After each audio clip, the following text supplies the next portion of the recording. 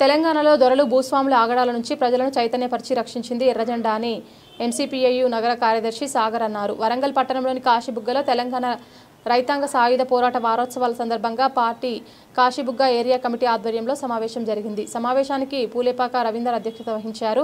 ఈ సందర్భంగా సాగర్ మాట్లాడుతూ తెలంగాణ సాయుధ పోరాటం తర్వాత తెలంగాణ ప్రజలకు మేలు జరిగిందని తెలిపారు.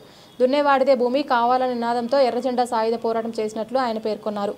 కార్యక్రమంలో ఏరియా కార్యదర్శి పరిమెల్ల గోవర్ధన్ రాజు, నగర కార్యదర్శి మాలావత్ సాగర్, నాయకులు నగేష్, వెంకటేశ్వర్లు, ఎండి యాకూబ్, రఘుపతి, స్వప్న పలువురు పాల్గొన్నారు. వీర తెలంగాణ రైతాంగ సాయుధ పోరాట చరిత్రను ఈరోజు బీజేపీ వక్రీకరిస్తూ దాన్ని మతము రంగు పులమడం కోసం ఈరోజు బీజేపీ ప్రధానంగా ప్రయత్నం చేస్తూ ఉంది.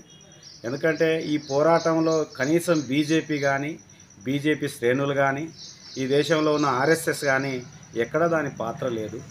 కానీ ఈ చరిత్రనంతా కూడా ఒక తప్పుడు చరిత్రగా, వీధి పోరాట చరిత్రగా వక్రీకరించడం కోసం ప్రధానంగా బీజేపీ ప్రయత్నం చేస్తూ ఉంది.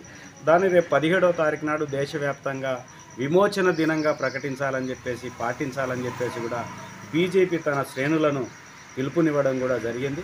ఇది దుర్మార్గమైన చర్య. కారణం ఏంటంటే ఈ తెలంగాణ గడ్డ అంతా కూడా ఒకనాడు నైజాం రాజుకు వ్యతిరేకంగా, దొరలకు వ్యతిరేకంగా, భూస్వాములకు వ్యతిరేకంగా, జమీందారులు జాగీర్దారులకు వ్యతిరేకంగా, బిట్టికి వ్యతిరేకంగా సాగిన పోరాటం.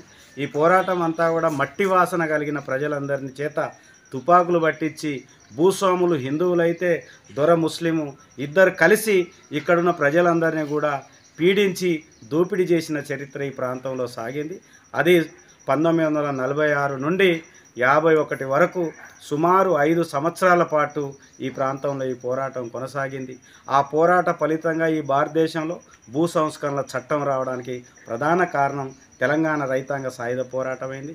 అట్లాగే కౌలుదారి రక్షిత చట్టం రావడానికి కూడా ప్రధాన కారణం ఈ భూ పోరాటం సందర్భంగా, ఈ రైతాంగ సాయుధ పోరాట సందర్భంగా కొన్ని చట్టాలు వచ్చినాయి. ఆ రోజు కులం పెద్ద ఎత్తున వివక్షత ఎదుర్కొంటున్న సమాజం, అట్లాంటి కుల వివక్షత కూడా పోవడానికి ఆ రోజు తెలంగాణ రైతాంగ పోరాట ఫలితంగా కులం యొక్క భావాలు కూడా తగ్గడానికి ప్రధాన కారణమైంది. మరోవైపు భాషాపరమైన వివక్షత కూడా ఈ తెలంగాణ గడ్డ మీద కొనసాగుతూ ఉంది. అట్లాంటి భాషాపరమైన వివక్షత నుండి కూడా ఈరోజు ప్రజలను విముక్తి చేసింది తెలంగాణ రైతాంగ సాయుధ పోరాటం. అట్లాంటి చరిత్ర ఈ గడ్డ మీద సాగింది.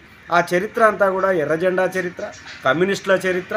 ఎర్రజెండా చరిత్ర, కమ్యూనిస్టుల చరిత్ర 4000 మంది అమరుల త్యాగంతో ఏర్పడ్డ చరిత్రను ఈరోజు బీజేపీ, ఆర్ఎస్ఎస్ పనిగట్టుకొని హిందూ ముస్లింల మధ్యలో జరిగిన కొట్లాటలాగా ఈరోజు చరిత్రను, తప్పుడు చరిత్రను సృష్టించడం కోసం బీజేపీ ప్రయత్నం చేస్తూ ఉంది.